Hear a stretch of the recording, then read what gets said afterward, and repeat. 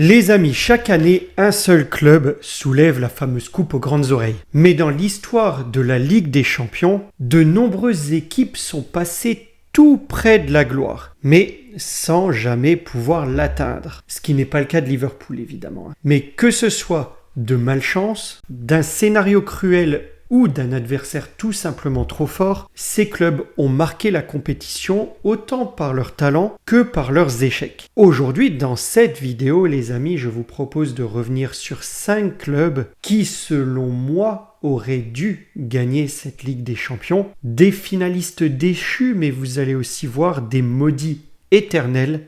Voici leur histoire. Découvrons-la ensemble et n'oubliez pas de vous abonner les amis, vous pouvez même rejoindre la chaîne pour devenir membre, vous auriez vu cette vidéo bien avant, 4 semaines plus tôt, dès la fin de son montage.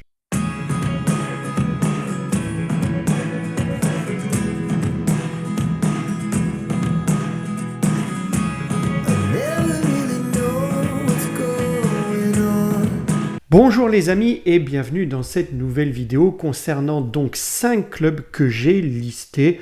Alors pris un peu pêle-mêle, ce sont les clubs dont je voulais vous partager leur histoire mais qui sont passés tout près de cette Ligue des Champions et qui ne l'ont malheureusement jamais gagné. C'est parti. En 1984, l'AS Roma atteint pour la première fois de son histoire la finale de la Ligue des Champions, qu'on appelait d'ailleurs à l'époque la Coupe des clubs champions. Et leur destin semble leur sourire. En effet, la finale se joue à domicile au stade Olimpico, devant un public romain bouillant. Porté par une génération dorée, en plus un Falcao, alors pas le Colombien que vous connaissez peut-être, mais le Brésilien, Bruno Conti et le gardien Tancredi, la Roma rêve d'être le premier club italien sacré à domicile. En face, c'est Liverpool, triple vainqueur déjà de la compétition et qui n'est pas venu pour faire de la figuration. Le match est tendu et après un score de 1 partout à la fin du temps réglementaire, puis des prolongations, le match va se décider au tir au but. Malheureusement, les héros de toute une ville craquent sous la pression. Bruno Conti, pourtant idole du club, rate sa tentative. Graziani limite et Liverpool remporte son 4e titre européen. Pour la Roma, c'est un cauchemar. Une chance unique à domicile qui ne reviendra peut-être jamais. Et encore aujourd'hui, pour les Romains, cette finale est considérée comme la plus grande désillusion de l'histoire du club.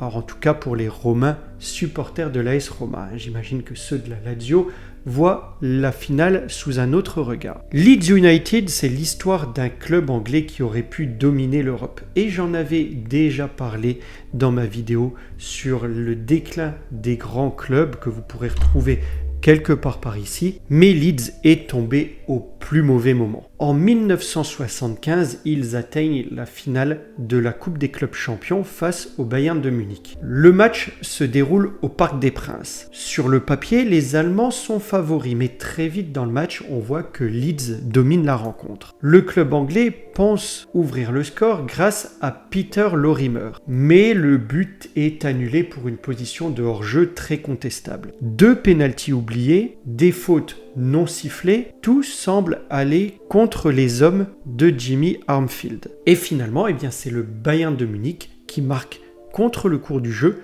2 buts pour un score final de 2-0 en faveur des Munichois. Cette injustice provoque la colère des supporters anglais et il déclenche une émeute dans les tribunes. C'est d'ailleurs là que les Français commencent à comprendre le terme de hooliganisme. L'UEFA réagira en bannissant Leeds de toute compétition européenne pendant 4 ans et de toute façon Leeds n'a jamais pu se qualifier pendant cette période-là pour une compétition européenne. Mais au-delà de ce chaos, reste le sentiment profond que ce jour-là, Leeds United méritait mieux, bien mieux, et peut-être avoir été champion d'Europe. Valence, début des années 2000. Une équipe splendide emmenée par l'entraîneur Hector Cooper. L'équipe espagnole impressionne l'Europe par sa solidité défensive et son efficacité en contre. Vraiment, ils étaient très beaux à voir jouer et je m'en souviens encore très bien. En 2000, ils atteignent pour la première fois de leur histoire la finale de la Ligue des Champions et affrontent un Real de Madrid intouchable. Résultat sans appel, 3-0 pour les merengues. Mais Valence ne baisse pas les bras.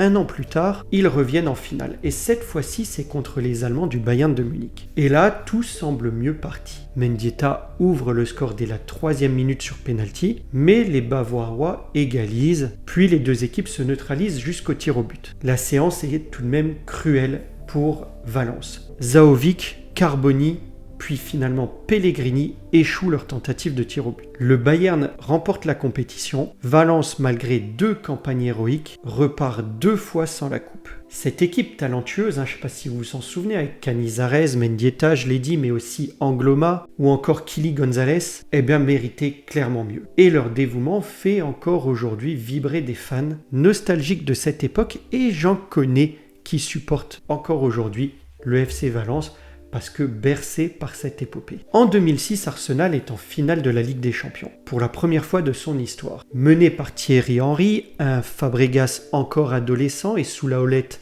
d'Arsène Wenger, l'équipe londonienne affronte Barcelone de Ronaldinho, Deco, Eto'o. Mais très tôt dans ce match, un coup du sort. Jens Lehmann est expulsé dès la 18e minute. Arsenal joue donc à 10, et pourtant ce sont les Gunners qui ouvrent le score par Sol Campbell, une tête, et pendant près d'1 heure de jeu, ils tiennent le score. Ils rêvent, mais en fin de match, le Barça accélère. Eto'o égalise d'abord et Belletti donne finalement l'avantage 2-1 à Barcelone. Arsenal s'incline, Thierry Henry ne soulèvera jamais la Ligue des Champions avec les Gunners. Cette équipe, vous vous en souvenez peut-être, qui avait marqué l'histoire du football et la Première Ligue avec sa série d'invincibilité, n'aura jamais connu la consécration européenne. Et pour Wenger, cette finale restera le sommet d'un rêve brisé. S'il y a bien un club maudit avec la Ligue des Champions, c'est l'Atlético Madrid. En 1974, ils affrontent le Bayern de Munich. Ils mènent 1-0 à la toute fin des prolongations, quand Schwarzenberg égalise d'un tir lointain. À l'époque, il n'y a pas de tir au but, on rejoue le match, et là, les Allemands corrigent l'Atlético 4-0. Première finale perdue. 40 ans plus tard, oui, il fallait être patient. En 2014, l'Atlético retrouve la finale, cette fois face à leur rival du Real de Madrid. Godin ouvre le score et les Colchoneros tiennent bon jusqu'à la 93e minute. Sergio Ramos égalise et en prolongation, l'Atlético craque complètement et le Real l'emporte 4-1. Deuxième finale perdue. Et comme si ça ne suffisait pas, 2 ans plus tard, en 2016, l'Atlético retrouve encore une fois le Real en finale. Antoine Griezmann rate malheureusement un penalty en cours de match. Score final, 1 but partout, tir au but et encore une défaite. 3 finales, 3 tragédies. Et pourtant, à chaque fois, ce club a montré un cœur immense, une combativité folle. L'Atlético n'a pas gagné, mais il est entré dans la légende. Voilà les amis, ces 5 clubs ont marqué l'histoire de la Ligue des Champions sans jamais la gagner, parfois victimes de leur époque, d'un scénario cruel, ou simplement, comme je l'ai dit, de la supériorité de l'adversaire aussi. Ils méritaient tous à leur manière de soulever ce trophée, mais le football c'est aussi ça, des histoires de cœur brisé, des rêves inachevés et d'espoirs qui renaissent chaque saison. Alors au moment où je le tourne, on est mi-mai, au moment où je tourne cette vidéo, je me disais en préparation que j'aurais pu rajouter peut-être le PSG dans cette liste. La finale 2025 de Ligue des Champions n'a pas encore eu lieu. Je ne l'ai pas fait, j'espère ne pas m'être porté la poisse et j'espère au fond de moi que le PSG va gagner la Ligue des Champions et que j'ai bien fait de ne pas mettre ce club dans cette liste. On verra bien et sinon vous pourrez me chambrer dans les commentaires. Mais vous, quel club, selon vous, aurait mérité de gagner la Ligue des Champions une fois dans son histoire? Dites-le moi aussi en commentaire. Quant à moi, ce sera tout pour cette vidéo. Likez, partagez, commentez, mais surtout appréciez. Et je vous dis à bientôt pour une prochaine vidéo. Portez-vous bien les amis. Au revoir.